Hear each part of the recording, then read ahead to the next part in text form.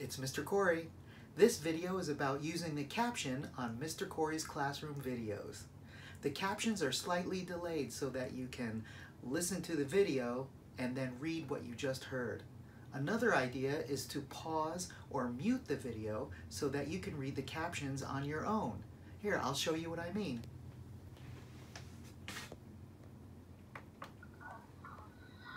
I think he's coming up to say hi.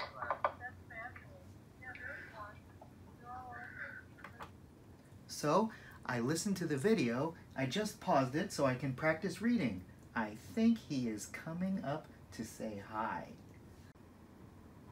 Another way to use the captions is for listening purposes. You can listen to the video and then pause it. Ask yourself or your student, what did Mr. Cory just say? Then you can read the captions and see if you are correct. You can use the captions to focus on spelling or grammar. Anyway, be creative. The captions are there for you. Enjoy the videos and use the captions.